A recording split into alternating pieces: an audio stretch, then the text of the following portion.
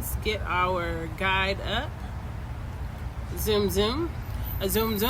All right, so we did our review on yesterday, and we know that we're in the part of the planning phase where we are itemizing, our cost of goods sold in a comprehensive organizational chart. Now, these are the things that you need to put back in your price, like your insurance, your commercial lease of your truck or your restaurant space, the cost of your license for your ABC permit, sanitation or regular licensure or regular training, even if it's continuing education training for maybe your respective style of cuisine, or maybe you're just trying to make sure that you're abreast of maybe the newest innovations in the food industry as it relates to whatever your food preference is for your consumer base. All right. So what we did here is I have added to the insurance side of it, and you'll notice that we've got, number one, you need to research the insurance providers. It's very, very important. We actually are in a day and age where we have a great opportunity to really, really be able to get a best price. The monopolies and the oligopolies are not as, because they're prevalent and they're aggressive and they are still yet viable, but there are viable options that are not a part of the monopolies and the oligopolies, okay? And they are providing insurance at wonderfully reduced rates and still yet the same quality of insurance, okay? So you want to get into details. For me, now we're not discussing a theatrical space, but I just want to give this to you as an example, okay? And maybe I'll use another example as well with regards to the ABC license and insurance, so that you'll understand how this can be applicable to your line of business. When I ran Passion Live, it was considered a theatrical space, and we had a stage. When there is a stage, there's also, unfortunately, in the insurance world, the opportunity to fall off the stage or to be hurt on the stage. And with that being stated, there was another part of the underwriting that had to be written into your insurance. Now, as it relates to the ABC license, you may have that as well. Like, you may have the liability of maybe your bartender failing to card someone, and then that person driving out and getting into a car accident and killing someone, voluntary manslaughter. Those are things, and then find it. Excuse me. And then you'll find yourself having been implicated in a third-party lawsuit because of your bar or your restaurant's involvement in that victim's death. Okay, now these may be extreme situations and they may not ever occur. We hope that they do not occur, but unfortunately, they do. Okay, all right. So then, once you kind of research the insurance providers and you know which ones, because some of them will not provide the same underwriting for certain parameters that others do. So then that will reduce the number of providers that are even applicable to your line of business. All right. Then you want to calculate forward and backwards. So that means that right now we haven't even started working on your menu. We haven't worked on food costs, food inputs. But this is the time that you kind of want to do this, and I'm sorry because I'm outside and there was a bee. You kind of want to do this simultaneously. And this is where the best of the best in the planning field excel. So you want to jump over, and all you want to do is just kind of give a rough estimate of what your food costs will be. All right. And that's what I mean about calculating forward. All right. And then you calculate it backward to see which of the insurance providers' premiums is most affordable with your food costs and the profit margin that you intend to secure. Okay. And then, of course, you're going to secure the policy. You definitely want to go ahead and make sure policies are in place before you start your first day of business. So you just go ahead and move forward with that. All right.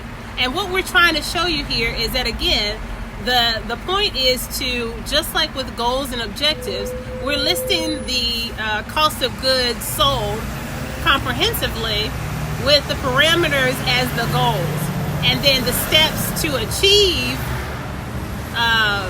what is applicable to that parameter. Those would be the objectives. So that's why they are underneath.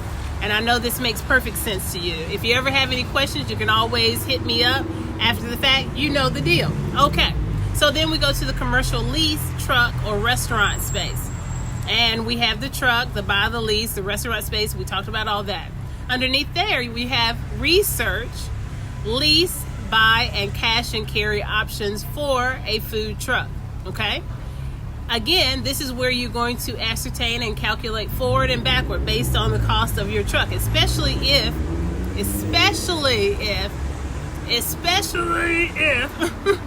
you are going to be leasing this vehicle, because there is nothing I can't imagine anything worse than having your business up and running with a food truck and then having your food truck repossessed. I just can't imagine that anyone would think that was a good look. You want to be able to maintain your lease. You want to be able to maintain your buy if you are financing. So you want to make sure that you can afford it. Okay? The cash and carry option is what I suggested on yesterday. I am a firm believer that you should owe no man. It has served me so well in my entire life. It keeps you away from the status quo. They have no control over you if they are not paying your paycheck, okay? You own it. So if you need to fix it, then you just use your expendable cash to fix it. Whereas if you are paying a financing, or you have a car note or truck note, quote unquote, or you're paying a leasing fee, then you have to pay that fee, that monthly fee, because they don't excuse that because you have repairs that need to be done on the vehicle. You have to pay that fee and you have to repair your vehicle. So for me, I just think it is most commonsensical and most expedient for my line of business. These are decisions that you have to make. My recommendation, again, is to go the route of owe no man, okay? Then this is where getting a trusted mechanic's advice comes in to play, and it is paramount. You must make at least, in my opinion, my very, very strong opinion, you must make at least, and I'm still getting comments from some of my supporters and all that kind of stuff. So you'll see where I'm kind of swiping up. Excuse me, I'm focused. All right. Okay, so I would get at least 2. Best case scenario, 3 mechanics that you know who can provide the services that you need for whatever the make, model, year of your particular vehicle is. And if one's not available, then the other, you can go to the other. And if that one's not available, then you can go to the other. That's why I suggest 3. You always need that. This came into play with me when I was headed down to my cousin's wedding. As it were, I needed an oil change before we hopped on the road. I love my primary mechanic. I love him. Yeah. But he is a perfectionist and he takes his time. And that was not going to serve me well because I needed to be on the road in an hour. Well, there's one particular mechanic and technician at one of the local kind of drive-through get your oil change. I'm not going to, be advertising it if I'm not receiving some money from it right now, because that's just not economically sound. And I was able to get my oil change in less than an hour and get on the road. That's the point I'm making. You're going to need those options, especially as a food truck, because your vehicle is also your commercial space. It needs to be working so that you can drive it to the location where you're going to perch and sell your food. Okay. Visit potential restaurant spaces and consider square footage needed if if the actual restaurant space, the traditional space, is necessary. Also consider, are you going to have a retail area? Where are you going to put your your host station. Are you going to have a host station? Are you going to have formal servers? Or are you going to just have kind of serve yourself, come up to the register, order, you pick it up, you come back and pick it up when it's ready? These are the things that you need to identify. And now I've got to wrap it up. All right.